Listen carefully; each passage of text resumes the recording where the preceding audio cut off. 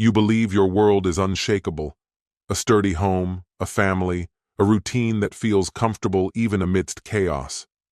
But everything shatters with a single sentence, spoken almost carelessly, with a cold smile on her lips. It's not just betrayal, it's laughter in the face of your principles, your love, your devotion. What does it feel like to hear words that scorch everything alive inside you, leaving only ashes and cold fury? What does it feel like to realize that the person you trusted until your last breath is willing to crush everything you built over the years for a fleeting thrill? And what will you do when the door to hell swings open before you, pushed by her hand without warning? Hello, my friend. I'm so glad you stopped by my channel. If it's your first time here, don't forget to subscribe and like this video, as every like truly inspires me.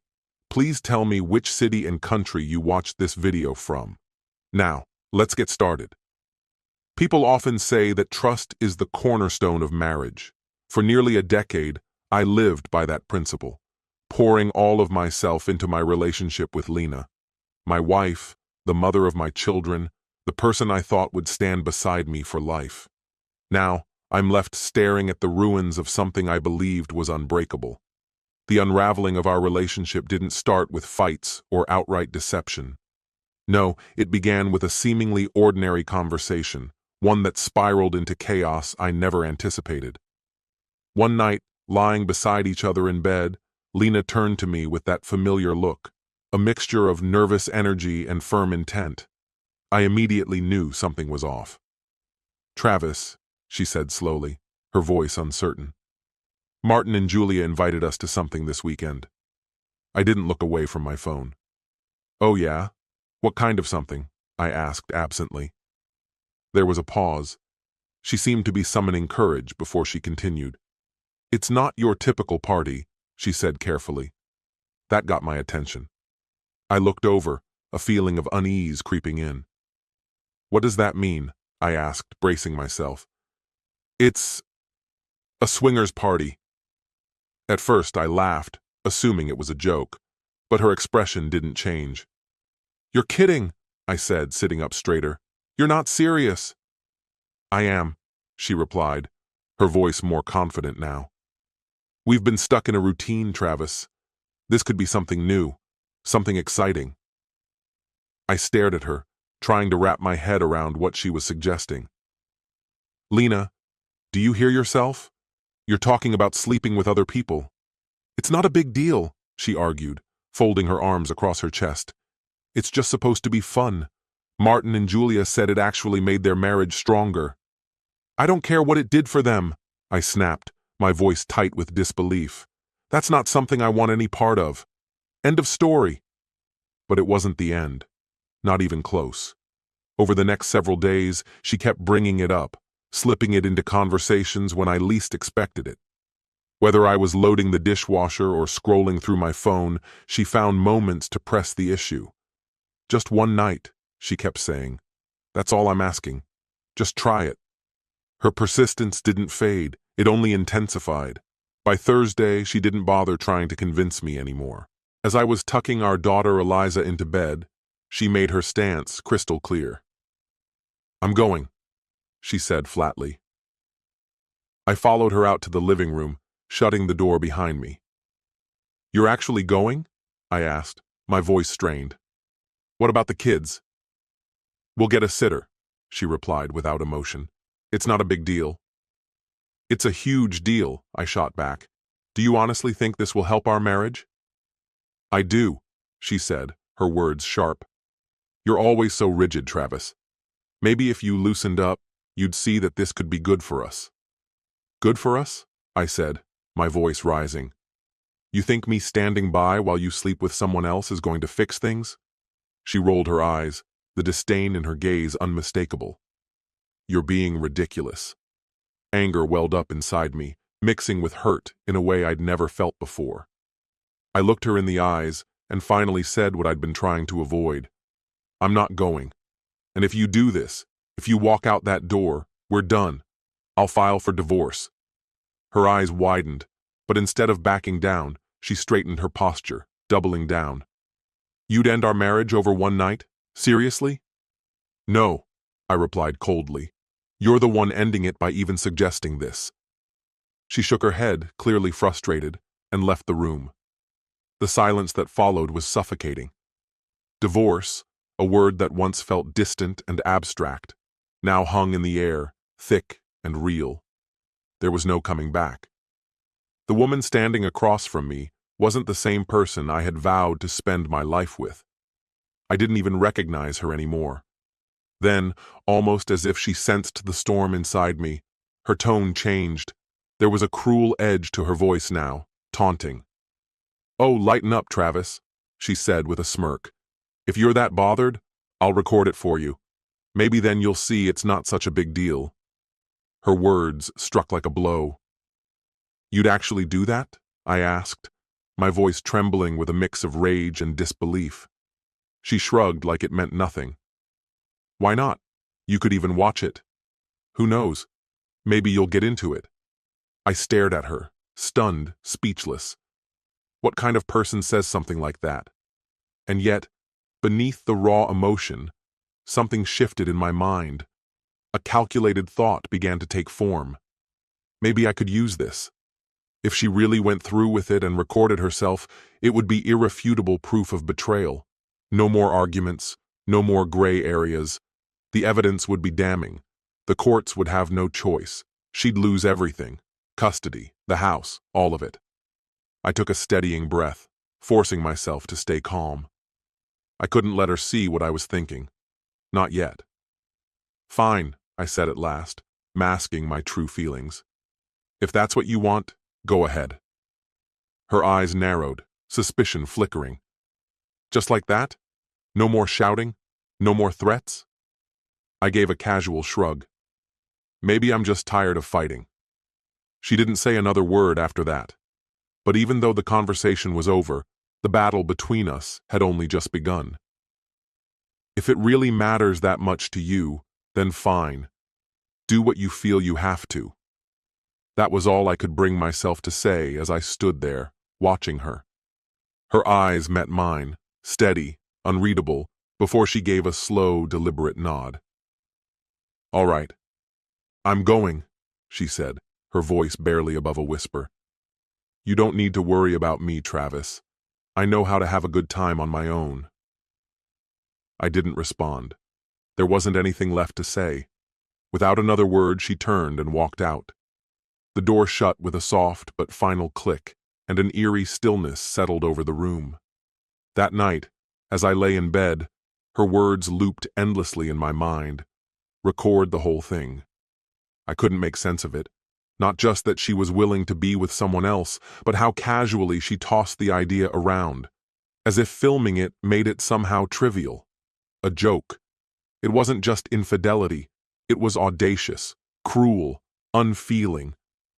If Lena was ready to cast aside everything we built for a night of reckless pleasure, then I was determined to ensure she carried the full weight of that decision.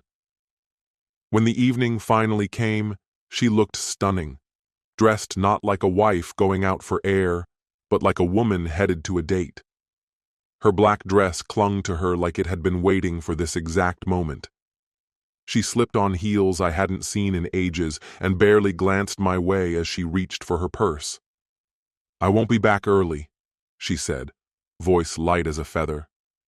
"Don't forget your camera," I muttered, bitterness laced through the words like poison.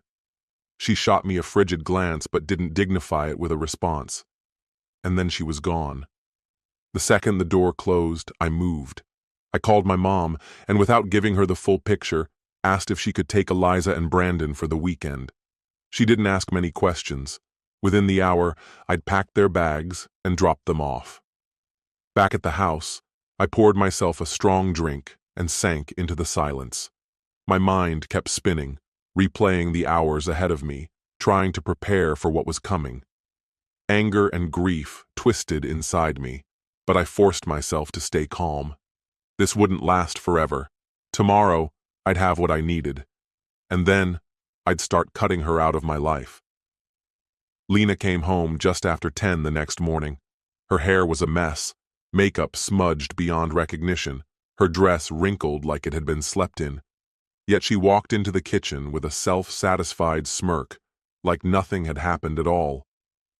"So," she said, arching one eyebrow. I stared at her, my face unreadable.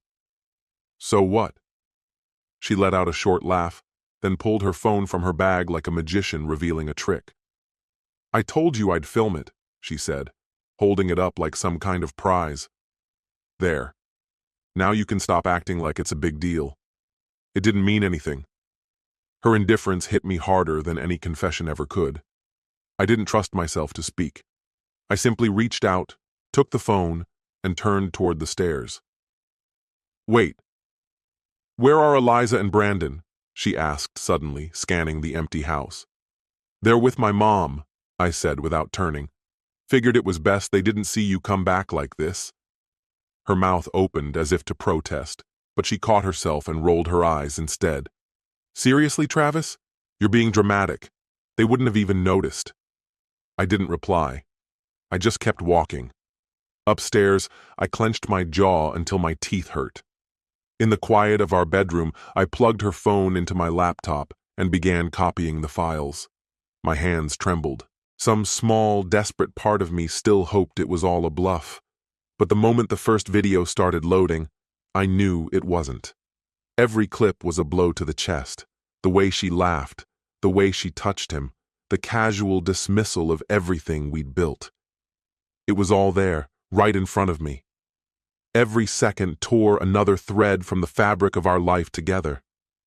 By the last video, I felt completely hollow. This wasn't just betrayal. It was contempt. A mockery of our marriage, our promises, and the family we had built. And yet, in that emptiness, something settled. A sense of clarity. There was no going back. I saved every file to a secure drive, triple-checked everything, then pulled myself together and went downstairs. I handed the phone back to her. She was lounging on the couch, scrolling through something, and took it from me with a smug smile, clearly mistaking my silence for surrender. "I hope it was worth it," I said, voice low and steady. Her smile faltered.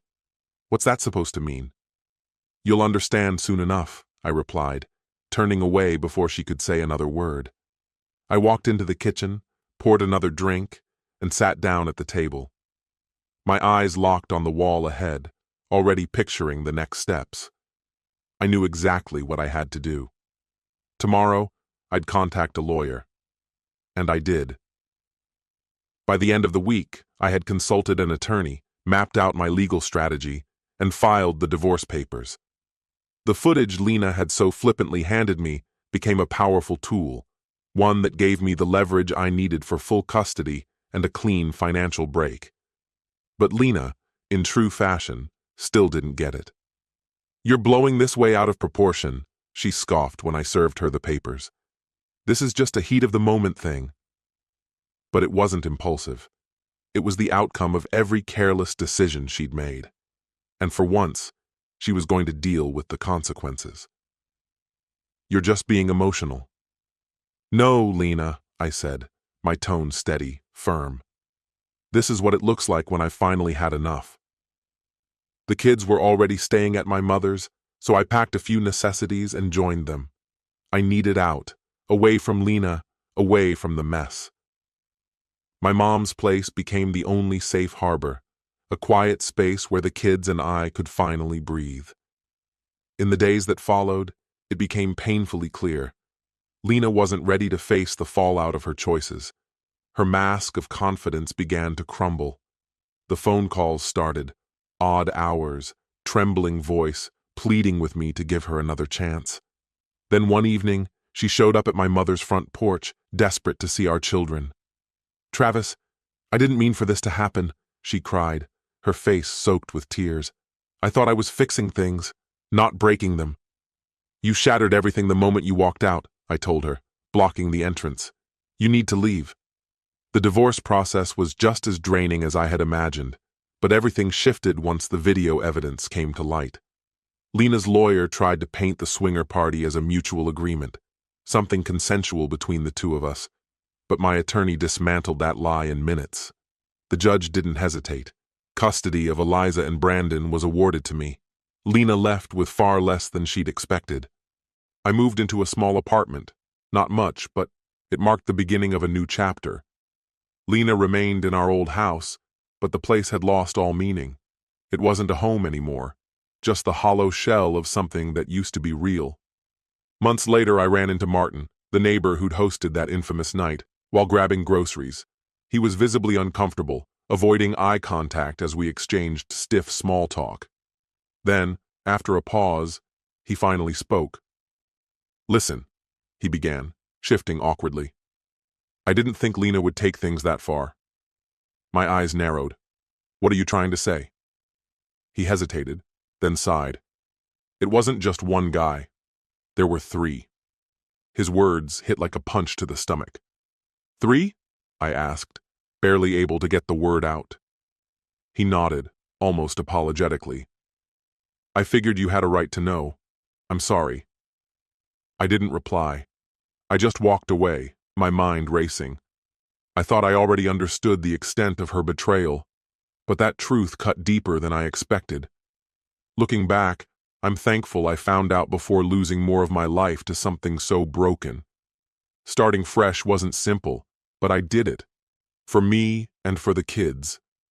As for Lena, from what I've heard, she's still in the same neighborhood. Only now, everything's different. The friends she once relied on are gone. Her reputation, what little remained, has vanished. Turns out, sleeping with half the party doesn't win you much loyalty. This story has come to an end. What's your opinion? Share it in the comments, my friend. And if you like this story, check out other exciting videos on my channel. I'll say goodbye until the next video. See you